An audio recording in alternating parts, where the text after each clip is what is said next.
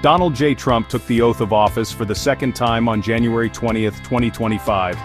The atmosphere was electric, filled with anticipation and a sense of history in the making.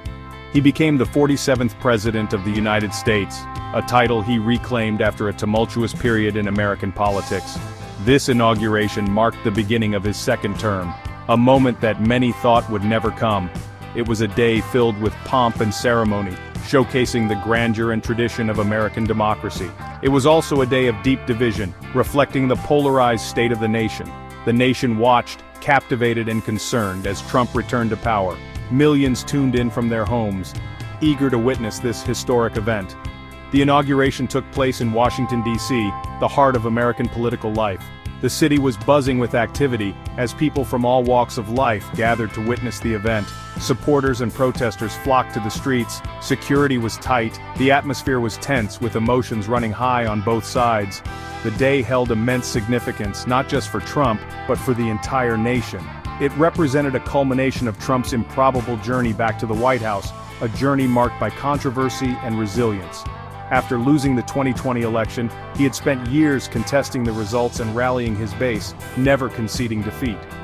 His return to power was a testament to his enduring appeal among a large segment of the American population, a phenomenon that continues to shape the political landscape. The swearing-in ceremony was unlike any other, a true break with tradition. Due to freezing temperatures, it took place inside the U.S. Capitol Rotunda, a rare occurrence in the history of presidential inaugurations. This marked a significant departure from tradition.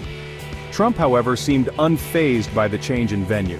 He did not use a Bible for the oath, a decision that raised eyebrows and sparked conversations. This unusual choice fueled speculation about his commitment to religious values and traditions.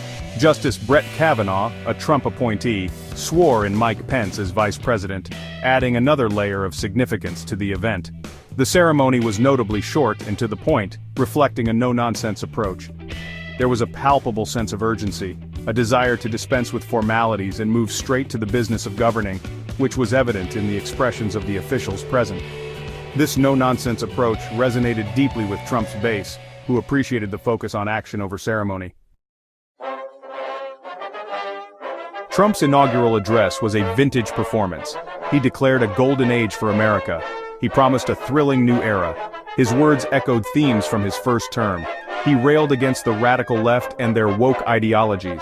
He promised to restore American greatness. He vowed to bring back jobs. He pledged to secure the border. His speech was light on specifics. It was heavy on rhetoric. The address was a clear signal. Trump was not interested in compromise. He was not interested in healing divisions. He was interested in pursuing his agenda. Trump wasted no time in asserting his authority. From the moment he stepped into the Oval Office, he was determined to make his mark.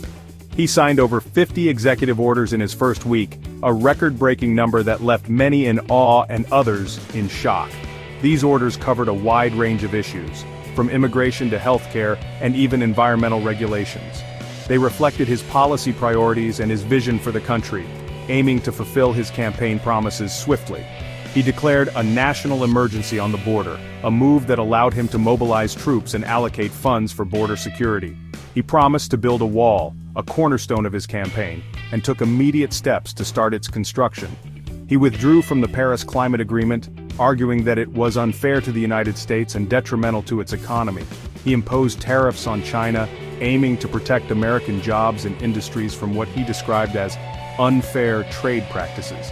He banned transgender individuals from serving in the military, a controversial decision that sparked widespread debate and protests.